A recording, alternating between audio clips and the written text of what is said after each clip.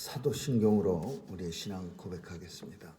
전능하사 천지를 만드신 하나님 아버지를 내가 믿사오며 그 외아들 우리 주 예수 그리스도를 믿사오니 이는 성령으로 잉태하사 동정녀 마리아에게 나시고 본디오 빌라도에게 고난을 받으사 십자가에 못 박혀 죽으시고 장사한 지 사흘 만에 죽은 자 가운데서 다시 살아나시어 하늘에 오르사 전능하신 하나님 우편에 앉아 계시다가 저리로서 산 자와 죽은 자를 심판하러 오시리라.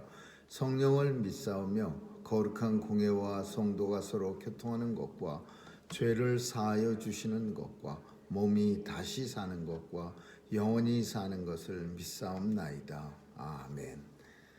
사랑과 은혜가 풍성하신 하나님, 오늘도 주님과 함께 새날을 시작하게 하시니 감사합니다.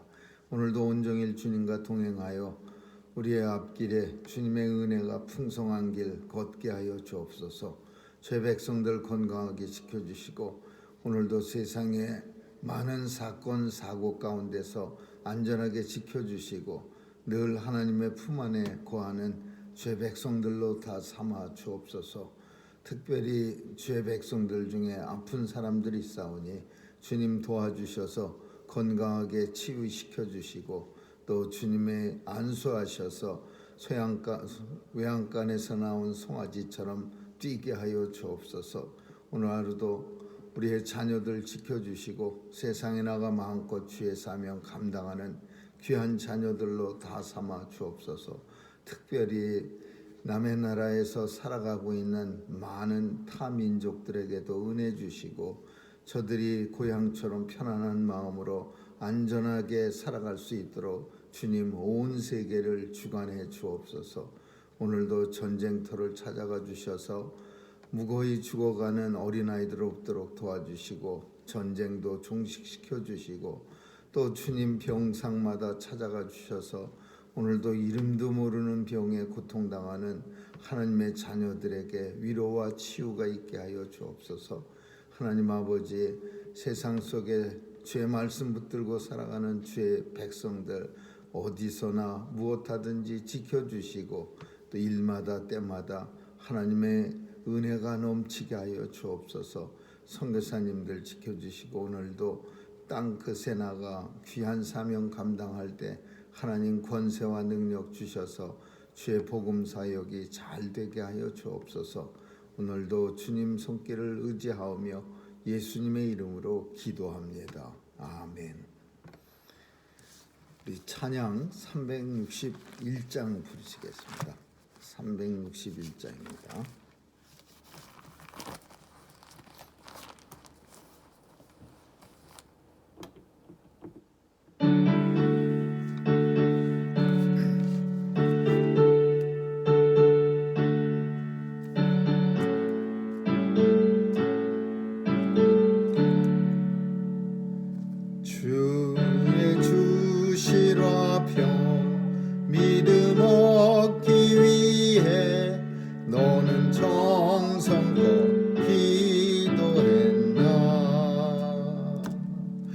주의 제단 앞에 모두 바치기 전 복을 받을 줄 생각하라.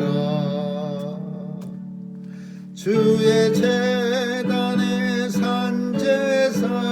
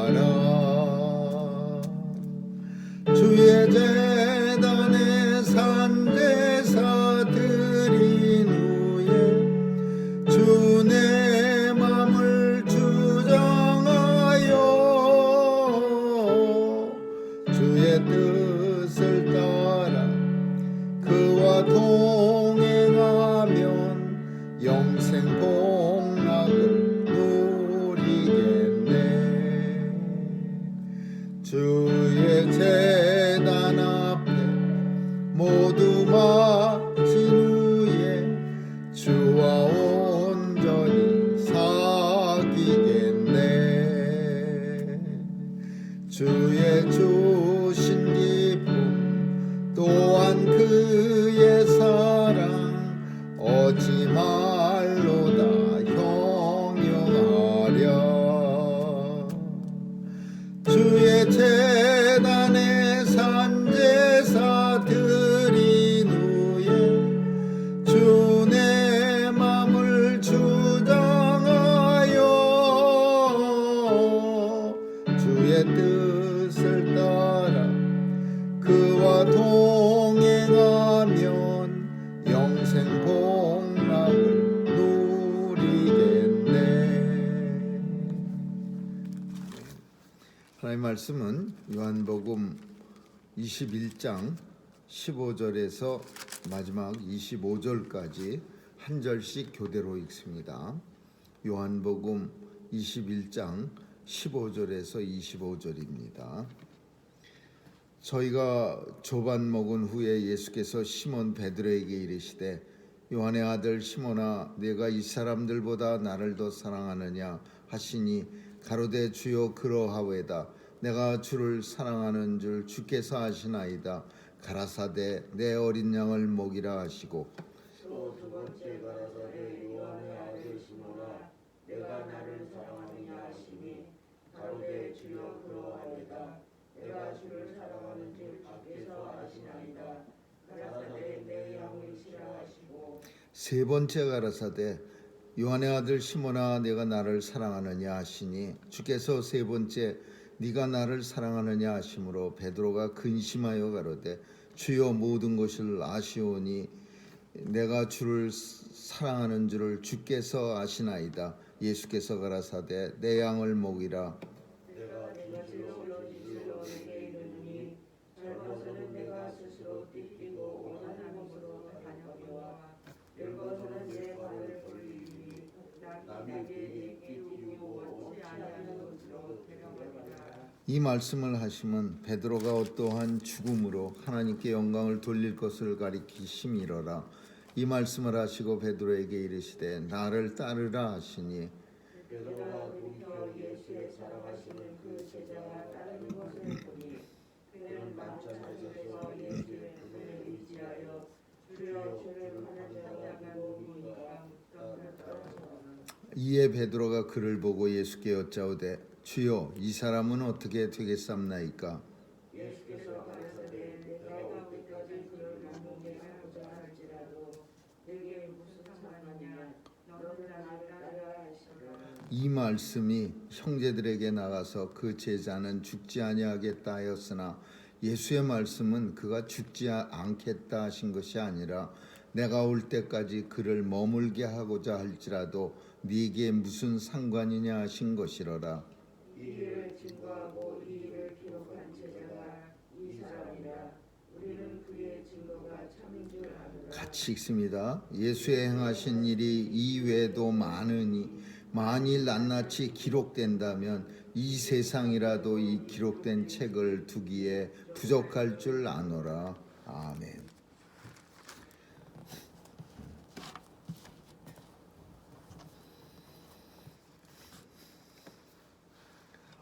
예수님이 갈릴리 호숫가에서 도망간 제자들을 미리 기다리고 있었습니다.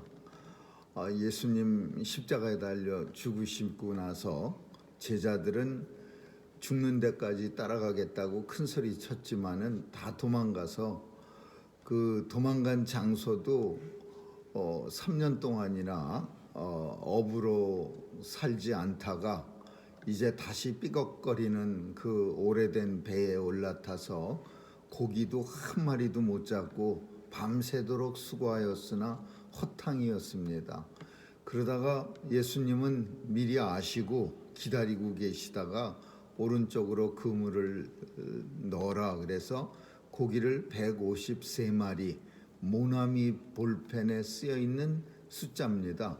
그렇게 많은 고기를 잡고서 예수님은 숯불을 펴놓고 빵을 굽고 그리고 생선을 구우면서 그 참 제자들을 부끄럽게 도망간 제자들을 기다리고 있었습니다. 그래서 이제 조반을 다 제자들한테 일일이 이렇게 떡과 이제 생선을 구워서 이렇게 먹인 다음에 이제 조용히 베드로한테, 오늘 본문이 조용하게 베드로한테 이제 대화를 하는 겁니다. 저희가 조반 먹은 후에 예수께서 베드로에게 이르시되, 베드로야, 네가 나를 이 사람들보다 더 사랑하느냐?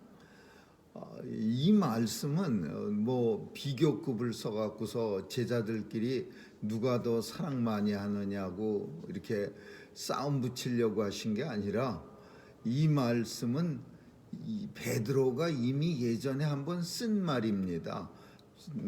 다른 사람들은 다 주님을 안 쫓아갈지 모르지만은 나는 주님을 죽는 데까지 따라가겠습니다. 베드로가 먼저 가만히 있는 다른 제자들을 끌고 들어가서 다른 사람들보다 나는 주님을 더 사랑합니다 라고 말한 겁니다. 그래서 주님도 똑같이 내가 이 사람들보다 더 나를 사랑하느냐? 아마 이렇게 주님이 물으신 까닭은, 더 사랑한다고 한다는 사람이 혼자 다른 사람들까지 끌고 와갖고서, 본문을 우리가 읽지 않았지만 베드로가 나는 고기나 잡으러 가겠다 그러니까 고기 한 번도 안 잡아보던 동료들까지도 나도 가겠다 그러면서 함께 이 갈릴리 호숫가까지 데리고 온 겁니다. 그러면서 예수님은 베드로에게, 다른 사람들은 혹시 고기 잡으러 간다고 할지 몰라도 너는 그러면 안 되는 거 아니냐? 다른 사람들보다 네가 나를 더 사랑한다고 그렇게 큰 소리를 뻥뻥 쳐놓고 어떻게 앞장서서 너까지 그러냐? 이런 의미도 담겨 있습니다. 네가 나를 더 사랑하느냐? 사랑 싸움 붙여갖고서 더 많이 하게 만드는 의도가 아니라, 베드로의 부끄러운 모습을 다시 한번 주님은 상기시키는 거예요. 네가 나를 이 사람들보다 더 사랑하느냐? 굉장히 부끄러웠을 겁니다. 주님이 그렇게 물으실 때, 더군다나 이 사람들보다 이런 말 섞어가면서 더 나를 사랑하느냐 이렇게 물었을 때 베드로는 부끄러웠지만은 주님한테, 주께서 아시지 않습니까? 내가 주님 하는 거.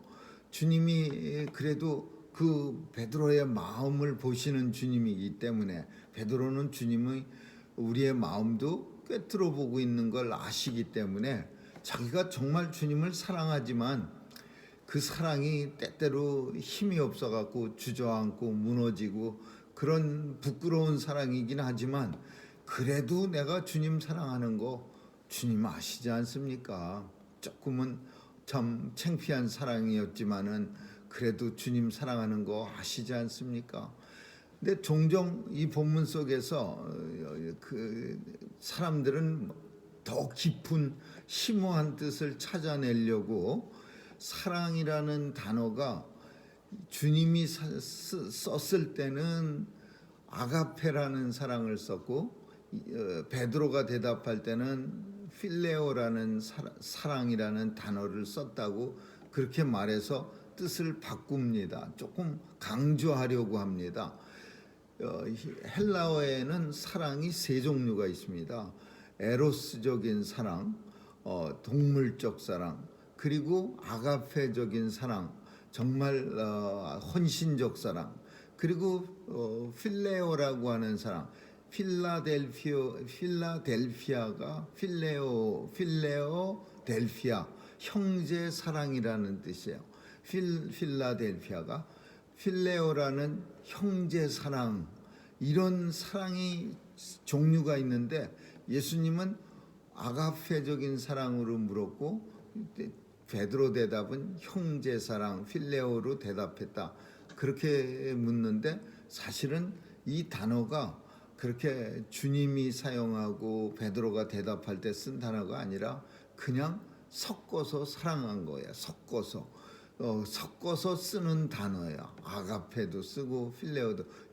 요한은 그렇게 사용했어요.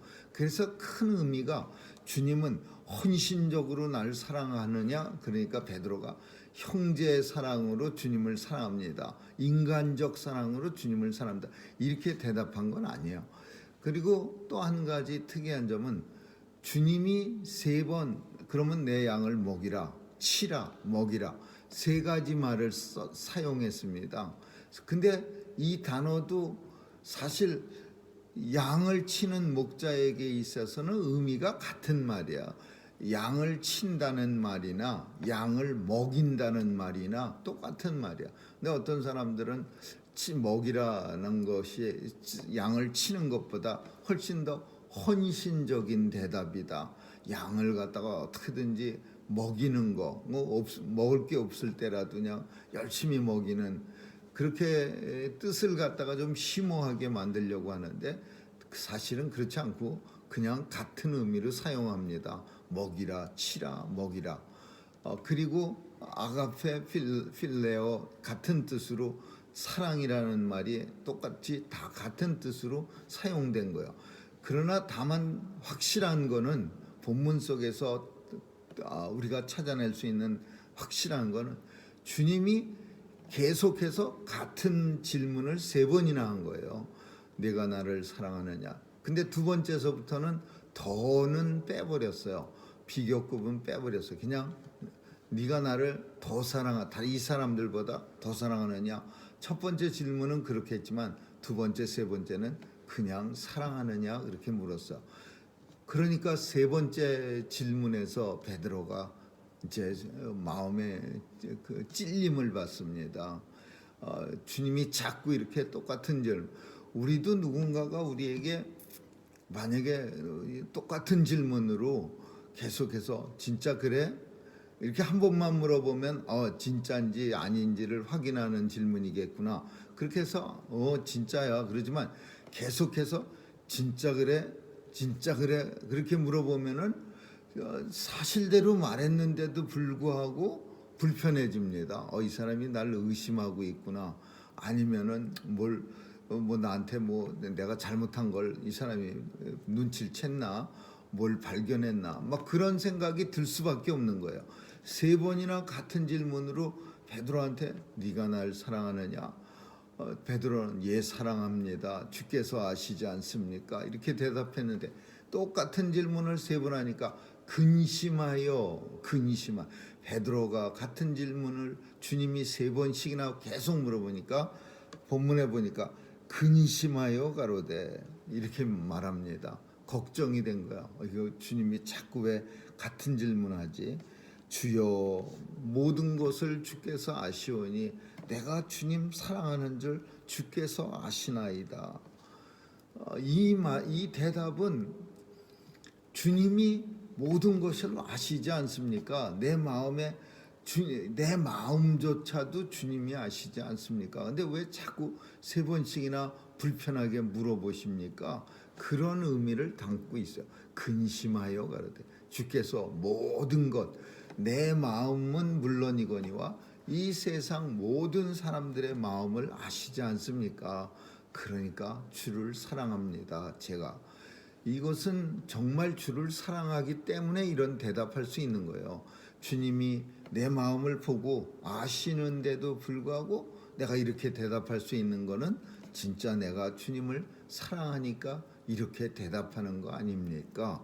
이렇게 항변하는 그런 내용이에요. 그래서 이제 주님은 그 대답을 듣고 이제 더 이상은 네가 나를 사랑하느냐? 이거 똑같은 질문 안 하고 이제 근심한 베드로에게 사명을 줍니다. 이 사명은 사람을 갖다가 일으켜 세우는데 아주 효과가 있는 거예요. 그래서 성경 속에는 종종 아주 힘이 없어서 쭈그리고 앉아있는 사람을 주님이 데리고 가서 사명 줍니다. 어디서 나타났느냐 하면 예전에 우리가 잘 아는 엘리야 선지자가 있습니다. 이 선지자가 엄청 일을 잘하고 정말 큰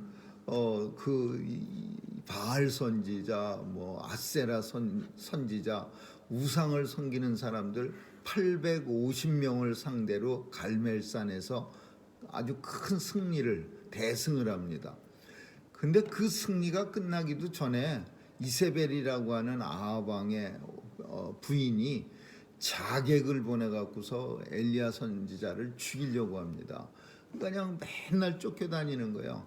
뭐냐, 어떻게 알고서 사람들이 엘리야 선지자 여기 있습니다, 이렇게 고발하면은 그 자객들이 쫓아오고. 그러니까 너무 도망 다니다가 지쳐버립니다. 그래서 하나님, 나 이제 죽어도 좋겠습니다. 지금까지 산 것만 해도 감사한데 앞으로 얼마나 더 도망 다녀야 되겠습니까? 얼마나 더 비참하게 살아야 합니까? 그냥 여기서 죽여주세요. 하나님 앞에 죽기를 간청하는 거야. 로뎀나무 아래서. 그러니까 하나님께서 엘리야를 데려다가 사명을 줍니다. 이제 제자 하나 삼아라. 엘리사 제자 삼고 이제 이스라엘 왕 가러라. 다른 왕 세워라. 그래갖고 에후한테 가서 이스라엘의 왕이 될 거를 선포합니다. 그래서 그 사명으로 쭈그리고 있던 로뎀나무 아래 밑에 가서 하나님 죽여주세요. 이제 더 이상 도망다니기도 진절머리 났습니다. 그냥 여기까지, 앞으로 더 얼마나 더 비참하게 절 만드실 작정입니까? 막 이러면서 기도하다가 이 사명을 받고 나서 엘리야는 일어서서 이제 엘리사도 만나고 아합 왕도 무너뜨리는 거죠. 오늘 본문도 마찬가지예요. 베드로가 힘이, 지금 상태는 정말 많이 다운된 상태야. 예수님 십자가에 달려서 달릴 때 도망와 갖고 갈릴리 바닷가까지 와서 옛날에 3년 전에 버려두고 갔던 그 아주 자랑스럽게 나는 모두 버리고 예수님한테 주님을 쫓았습니다, 이렇게 말했던 거예요.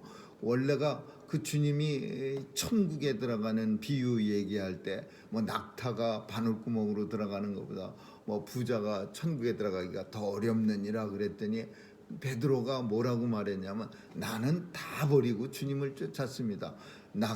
고기 잡던 배도 버리고 그물도 버리고 내 짭도 버리고 그랬는데 오늘 참 그렇게 주님 앞에 큰 소리 한두 번도 아니고 자주 치던 베드로가 갈릴리 호숫가에서 그냥 3년 동안 고기 안 잡아갖고 이제 스킬도 많이 떨어졌는데 한 마리도 못 잡는 그런 베드로에게 예수님이 사명을 주는 거예요. 자, 그동안은 네 마음대로 했지만은 젊어서는 띠띠우고 스스로 띠띠우고, 이 말은 이스라엘 사람들만이 할 수 있는 독특한 말이야.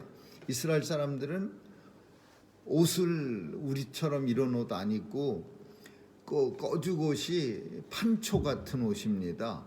속에는 속옷 같은 옷을 입고 거죽은 두꺼운 판초로, 그래서 이 판초 같은 옷을 입고 일할 수가 없어요.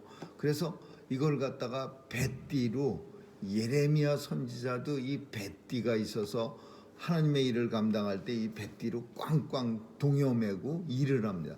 뱃띠로 커다란 판초를 이렇게 짬매고 일을 하는데 이 판초 같은 옷은 밤에는 이불같이 됩니다. 벗어서 덮고 자는. 근데 이거 일할 때 이걸 짬매고 일을 해야 돼요. 이거 그냥 벌려놓으면은 그냥 담요 같은 게 너울거려서 아무 일도 못해. 스스로 띠띠우고 스스로 짬매고 하고 싶은 대로 했지만 이제부터는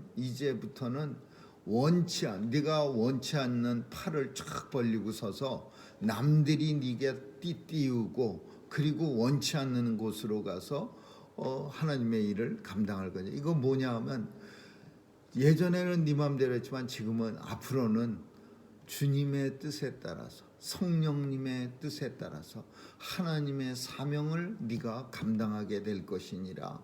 원치 않는 일을 감당하게 될 것이라. 인생은 원하는 일은요, 사실 내가 원한다 이렇게 말하는 거는요, 그게 인간의 욕심을 따라 하는 일이야. 대부분의 우리 인생들은 원치 않는 일을 할 때 하나님의 일을 하는 거예요. 사실 내가 원한다 그럴 때 나도 좋고 하나님도 좋고 그럴 때 내가 원한다. 이거는 자기 일이에요. 자기가 좋아하는 일이고 자기한테 이득되는 일이야. 근데 진짜로 하나님의 일에는 내가 원치 않는 일이야. 나한테 이만큼도 덕되는 일이 없고 득되는 일이 없는 거예요.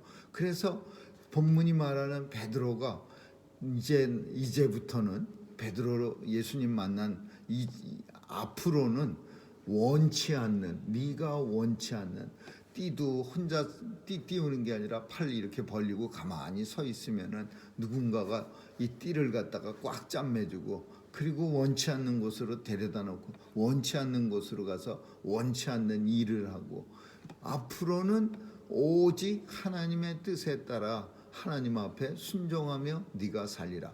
이렇게 말씀한 까닭은 앞으로 그가 어떻게 죽을 것인가를 주님이 미리 말씀하신 것이라 이렇게 표현하고 있어요. 그러니까 죽는 것이 되게 중요해요. 성도의 사명자는 어떻게 죽는 것인가? 자기 욕심에 묻혀서 죽을 것인가? 아니면 원치 않는 하나님의 뜻을 따라 살다가 죽어갈 것인가? 그러니까 베드로에게 이렇게 말한 까닭은 하나님의 뜻에 따라서 죽을 것이다라는 것을 미리 주님이 말씀하신 거예요. 베드로는 우리가 잘 아는 코바디스 도미에 주여 어디로 가시 코바디스라는 책에서 나온 내용 중에는 뭐가 있냐 하면은 로마에서 사명을 감당하다가 네로가 사람들을 막 죽입니다. 네로가 그냥 아주 신나게 기독교인들을 갖다가 막 오늘은 불에 태워 죽이고 내일은 사자밥 되게 죽이고 모레는 거꾸로 매달아 죽이고 별거 다 해서 왜 그렇게 죽였냐 하면은 자기가 시상을 뭐 쓴다고 불질렀다가 불이 크게 번져 갖고서 로마시의 3분의 1을 태우고 나서 사람들이 왕을 갖다가 원망하니까 그 원망의 화살을 기독교인들한테 돌립니다. 기독교인들이 불질렀다. 그래갖고서 신나갖고 자기가 저질러 놓고는 기독교인들한테 혐의를 씌워갖고 막 잡아들여 죽였어요. 그러니까 베드로가 위험하니까 도망가려고 로마를 탈출하려고 그러다가 도망가는데 예수님을 만납니다. 예수님이 다 기독교인들이 도망가고 있는데 예수님은 로마시로 들어가고 있는 거예요.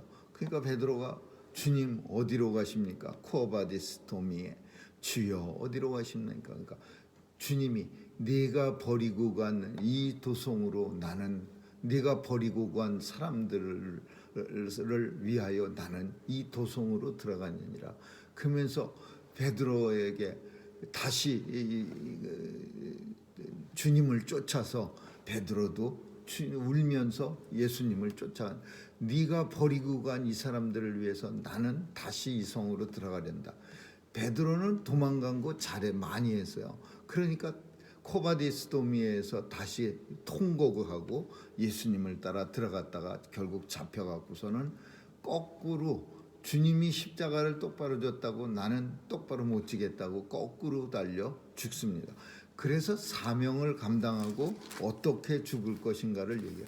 근데 사명을 감당하면서도 끝까지 베드로가 버리지 못한 게 있냐면 남들하고 비교하는 거예요. 맨날 베드로는 이 사람들보다 내가 더 주를 사랑합니다. 이 사람들은 다 도망갈지라도 나는 주님 죽는 데까지 따라갑니다. 오늘 본문 속에서 보면 사명자임에도 불구하고 사명을 지금 받았는데도 똑같은 말 또 해요. 주님, 저 사람은 어떻게 할까? 나는 그렇게 죽는데 나는 원치 않는 곳에 가서 순교당하는데 이 사람은 어떻게 됩니까? 그 사람이 요한 본문의 저자, 요한복음의 저자. 그러니까 주님이 한마디 합니다. 이 사람은 내가 다시 올 때까지 살려둘지라도 네가 무슨 상관이냐? 너는 네 일이나 열심히 하세요.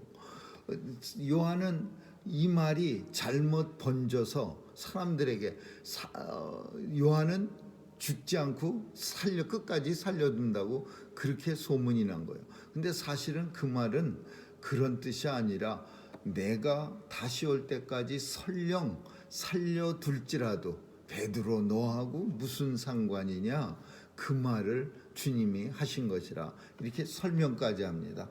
그리고 이제 베드로는 주님과 함께 사역을 이제 감당합니다. 그리고 마지막으로 이 성경은 이 일을 증거하고 이 기록을 한 사람이 바로 이 사람이라고, 베드로가 이 사람이라고 한 그 요한이라. 그러나 요한이 기록한 것은, 예수님이 기록한 일은 이 성경책만 가지고서는 다 기록할 수 없을 만큼 엄청나게 많은 사건, 사고, 또 주님의 일들이 있지만 이 세상이라도 기록된 책을 두기에 부족할 줄 아노라. 더 많은 사건들이 많이 있었지만 요한이 본 것, 그리고 조금만 요 요한복음만 기록합니다. 그런 뜻이에요. 오늘 본문은 우리에게도 많은 의미가 있습니다.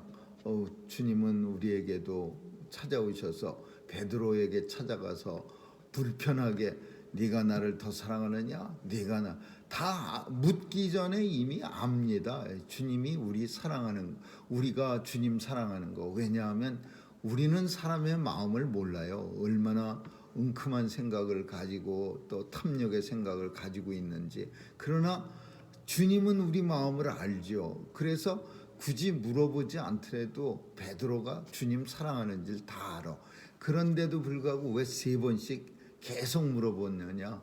우리의 마음을 다지게 하는 거죠. 부끄럽게 만들어서 네가 나를 사랑하느냐? 네가 나를 더 사랑하느냐? 네가 나를 사랑하느냐? 이렇게 물어봄으로써 베드로가 창피한 일들, 주님 사랑한다고 큰 소리 쳤지만 그렇지 못한 일이 생각나서 이제 주님을 정말 부끄러운 사랑하지 않고 열심히 사랑하겠습니다 라고 결단하게 만들기 위해서 우리에게 찾아오는 거죠. 이제 주님은 찾아오셔서 그냥 쓱 부끄럽게 만들고 가시냐? 그건 아니죠. 그 부끄러움은 뭐하고 연결되어 있냐면 사명하고 연결되어 있는 거야. 부끄러우니까 사람들은 내가 이렇게 부끄럽게 살면 안 되지. 내가 뭔가 감당해야지. 그래서 부끄럽게 만들고 사명과 이어지는 거야.